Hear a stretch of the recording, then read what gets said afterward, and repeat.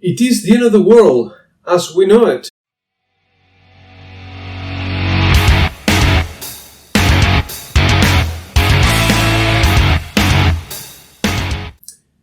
Hello, good morning, good afternoon, good evening, wherever you are in the world. It's Jose here, welcoming you to another episode of Amazing Worlds, where today I am going to be reviewing Good Omens by Terry Pratchett and Neil Gaiman.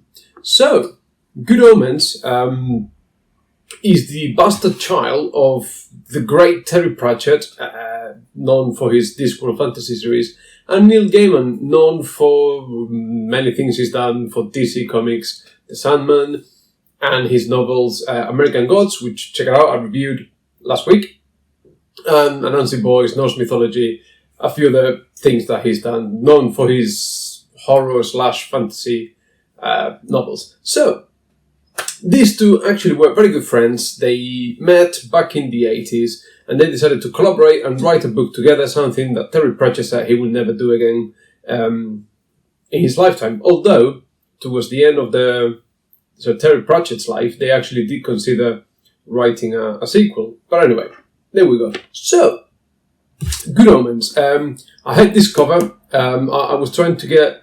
This has been sitting, or was sitting on my to-read list for years, and eventually the TV show came out, and I wanted to get the original cover with the devil on it, but hey-ho. This is what happens. This was about really cheap for like $1.99, $2.99. So, the story is about the end of the world. The forces of evil have planted the son of Satan, the son of the devil, in some sort of The Omen type thing, take on The Omen, hoping that he will grow up to bring on the apocalypse. And it's in the book of Revelations, the four horsemen, war, death, famine, and pollution are coming. So the book follows the son of the devil as he grows up.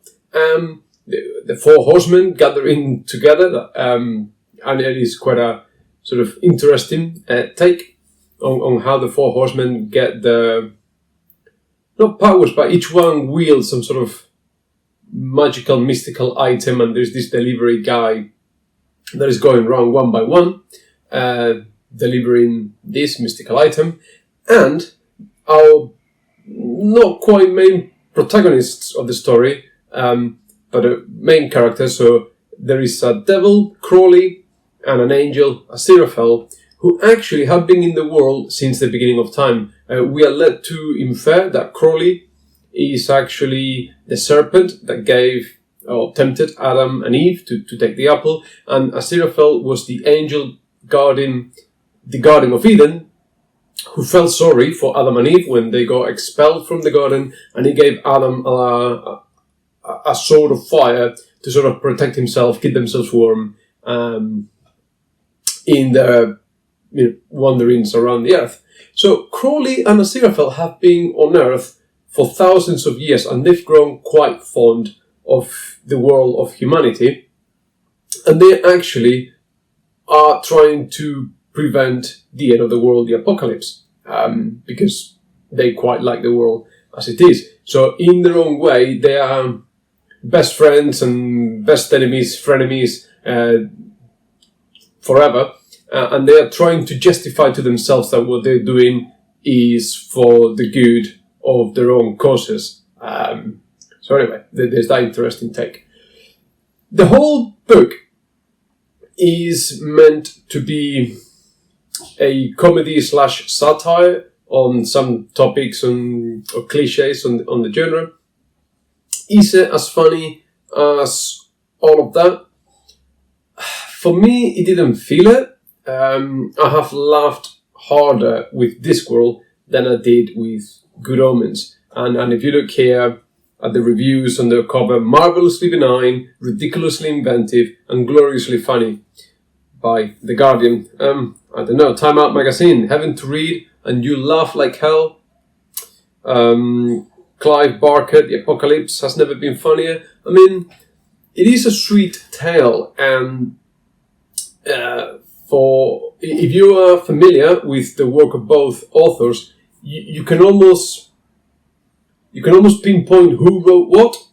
So there are a number of footnotes along the story, which are pretty much the footnotes that, if you're familiar with Discworld, that you get where the sort of funny bits are included there. And I could be very wrong, but to me it seems like the bits with the children and with the angel and demon, with Aziraphale and Crowley, are kind of Terry Pratchett, and the bits with the four horsemen, they seem to be a little bit darker, a bit more fantastical, as sort of Neil Gaiman's thing. I could be right, I could be wrong. I don't know, but that's what it feels like. The tone of those passages feel like they belong to those authors. I mean, the book was written at a time, strangely enough, where the whole Discworld thing was taken off for Terry Pratchett. Neil Gaiman had the whole Sandman thing taken off, and it's a bit peculiar that they chose that time to do this collaboration together. At a time when there was no internet, and they were literally mailing floppy disks with the bits that they had written to each other and spending a lot of time on the phone. So the premise of the story, as I said, is that the son of Satan is coming, but what makes, I suppose, the funny thing, what is intended to be hilarious, is that there is a... Basically, Crowley brings the just born son of Satan into the hospital, and he intends to switch it with the son of some ambassador from the US, who's going to be, and that way the child is going to be brought up to be evil or whatever. But there is a third child, so there is a switch. The son of Satan ends up with the wrong family, and he just ends up being brought up in this bucolic, very quiet village in England, which is not exactly precipitous for evil. So you have this kind of weird nature versus nurture type thing going on, and the whole situation with the child is swapped, and what kind of evil you can get up to in this sort of sleepy village in England is meant to be part of the source of amusement and hilarity in the story. So coupled with Adam, who is the son of Satan, meant to bring up the end of the world, and the angel and the demon and the four horsemen, we are also introduced to Anathema, who is the descendant, long descendant of a witch that actually made really accurate predictions about the future. So everything that is going to happen is written in this book of prophecies, long lost, long forgotten, of which Anathema has got a copy, and she's trying to decipher, because the predictions obviously, and again that's part of the hilarity of that, a witch in the 17th century is trying to talk about technology from the 20th century. So she's trying to explain that you should buy shares in Apple, the computer company, but with the mentality of the 17th century. So it's all a bit cryptic, but it's all accurate, it's all true, it's all real. So Anathema is trying to decipher these, also try to stop the end of the world. But equally, we also introduce, and we have some point of view passages from the long descendant of a witch hunter. So the witch hunter that killed Agnes Nutter, the witch that made all these predictions. He's also in the story, and he hooks up with Anathema. So between the two of them, and Aziraphale and Crowley and the four horsemen and the kids. So the story can be a bit choppy. The story can be kind of snippets here and there. And all of a sudden we're here, then we move there, then we move there. So the narrative can be quite fluctuating. It can be quite all over the place. And eventually it all comes together.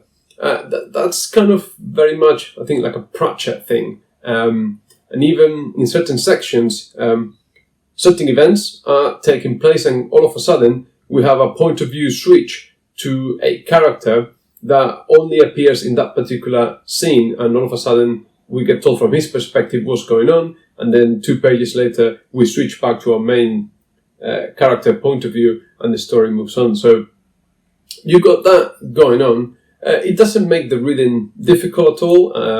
It is actually quite a readable, very. It's an entertaining story for sure. The problem is, I think again, I'm having a lot of issues with this recently. I think it's one of these stories where there is so much myth behind it, and there is so much talking behind it that by the time I get to read them, again, my expectations are there, and the reality is here, and it's not bad, but it isn't as great and as cracked up as it was supposed to be. I don't know. Having said that, I am very glad I finally got round to reading Good Omens. Like I said, it's been on my reading list for literally years. Unfortunately, I watched the TV adaptation on Amazon before I read the book, and it was a very faithful, pretty accurate adaptation of the book with the Neil Gaiman seal of approval. So maybe that undoubtedly spoiled the reading a little bit for me, and maybe that's the wrong way to do things, as it's often the case between books and TV movie adaptations. But it's quirky. I think it's definitely... Terry Pratchett, I understand for many people, can be a bit of an acquired taste. Some people who like fantasy or dark fantasy / horror type thing, they may not appreciate the sense of humor and the quirky take on it. So much so, actually, that the death in Good Omens, one of the four horsemen, there is no doubt it is the death from this world. It is the same character, talks in the same block capital letters, and it would be funny to think that there is some sort of multiverse thing going on between this world and the real world in Good Omens, but there you have it. So anyway, that is my take on Good Omens. If I think, to wrap it up, to summarize, I think it's more for the fans of Pratchett than for the fans of Gaiman. I'm not an expert on Neil Gaiman, but I've read his Sandman series. I've read American Gods, obviously, and I've also read Stardust. It's all serious fantasy, and the sense of humour from Pratchett may not be to everyone's taste. So I think it's more Pratchett than Gaiman in terms of tone of the story. And if you try to not watch the TV adaptation if you're going to read the book, because I think it will spoil the book. And actually, once you've read the book, if you watch the TV show, you will actually see how good an adaptation it is. And I think in this case, that's the correct way to approach the book and the TV adaptation. So glad I read it. It's a nice, short, quick read, standalone, different type of fantasy. Probably very quintessentially British, I would say.